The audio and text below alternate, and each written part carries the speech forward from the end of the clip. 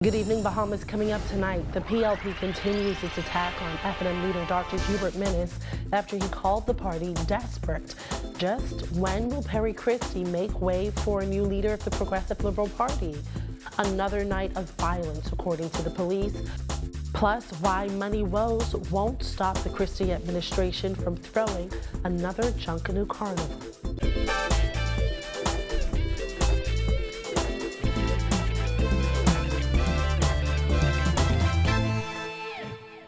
Welcome to our news. I'm Paige McCartney. Thanks for joining us.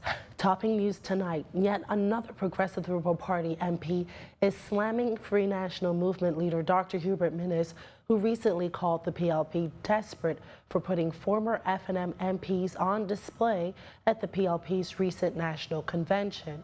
This time, it's Education Minister Jerome Fitzgerald who says Minnis should sit small and mind his own party's business. Jasmine Brown has his piercing comments. Dr. Minnis and the F&M need to focus on their message. We're focused on our message. We're not really concerned about what they're doing. Fitzgerald was responding to Minnis, who asserted that PLPs are like drowning men reaching for straws to survive.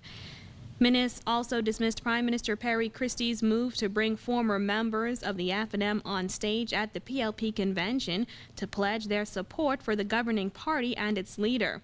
They included former F&M MPs Algernon Allen, Lester Turnquest, Anthony Miller, and Byron Woodside. Our party is a party of inclusion. We have a big tent. We have a message which we think resonates, and those who want to be a part of the political organization, the greatest political organization in the country, the Progressive Liberal Party, are welcome and are invited to come and join and say if they support us or not, and that's all we saw at the convention. Fitzgerald is not the only PLP to blast Minnis in recent days. Last week, Christie said Minnis should keep quiet before the PLP is forced to highlight his inadequacies and ineffectiveness. Meantime, Agriculture and Fisheries Minister V. Alfred Gray credited Minnis with single-handedly destroying the F&M. Fitzgerald says, given the drama that has surrounded the F&M, including Minnis being ousted as leader of the official opposition, it's clear Minnis needs to worry about himself and his party. Dr. Minnis really should focus on what the message is for his party and where he wants to take the country. Reporting for our news, I'm Jasmine Brown.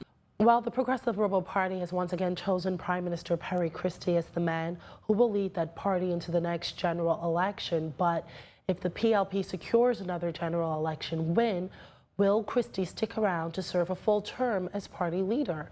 Back in 2010, Christie suggested that if the PLP won the 2012 general election, he would not serve a full term. Our news put the question to him again just months before this upcoming general election. It would be inappropriate for me, I think, to put any limit on a constitutional period or term. I think people perhaps have been led to misunderstand me. Christie says he is a Democrat and has become very close to some members of his cabinet, but decisions related to term limits and secession will not be made alone. It is incredibly heartening for me to see that I can actually run and get 88% of the vote. And when I ran before, it was 86% of the vote.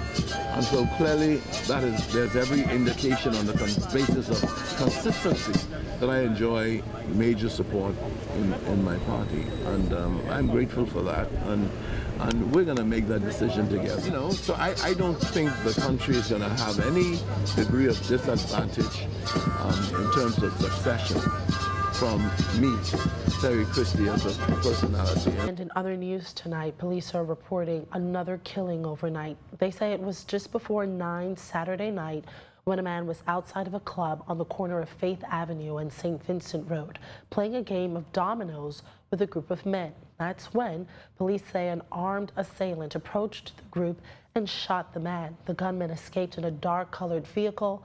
That victim died at the scene. Well, the carnage didn't end there. Police say about an hour later, another man was standing on Washington Street when he was accosted by a gunman and shot. That victim was taken to hospital where doctors in the ER were able to stabilize him. That gunman is still on the loose. If you have information on any of these shooting incidents, police want you to contact Crime Stoppers anonymously at 328-TIPS. We have a lot more news to get to. On the other side of this break, the government has borrowed because it claims to be cash-strapped. One cabinet minister says it can still afford Bahamas Junkanoo Carnival. That and more when we come right back.